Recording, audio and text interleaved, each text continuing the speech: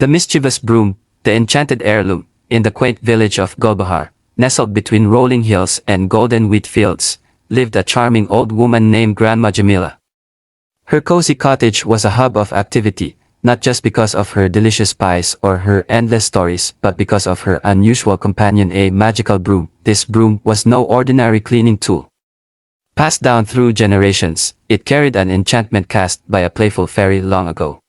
The broom could sweep faster than the wind, clear cobwebs from the tallest rafters, and even shoo away stray chickens from the garden.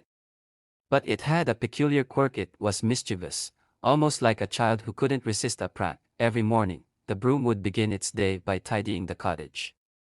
By noon, however, its antics would begin.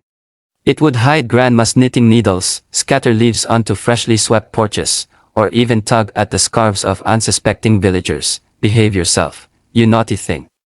Grandma Jamila would scold, shaking her finger. But the broom would wiggle its bristles in mock defiance, as if saying, "Catch me if you can." Trouble in the village. The villagers of Gulbahar had a complicated relationship with the broom. On one hand, it was undeniably helpful. The broom cleaned the market square, swept the schoolhouse, and even helped during harvest festivals by clearing debris. But its pranks often left them exasperated. One day, the broom stole the baker's hat and perched it on the highest tree in the square. Another time, it swapped the signs of the butcher and the grocer, causing a long line of confused customers. The villagers would come knocking on Grandma Jamila's door, waving their fist. "Your broom has gone too far this time," cried the butcher. "It scared my chickens, and they've stopped laying eggs," added the farmer. Grandma Jamila would apologize profusely, promising to keep the broom in check. But deep down, she knew the broom wasn't evil, just playful. The wedding chaos. The real trouble began on the day of the village headman's son's wedding. It was a grand occasion, with colorful decorations, sumptuous food, and music echoing through the hills. Grandma Jamila was asked to help with the preparations, and she brought her broom along. At first, the broom worked diligently, sweeping the courtyard and polishing the wooden benches. But soon, its mischievous nature took over.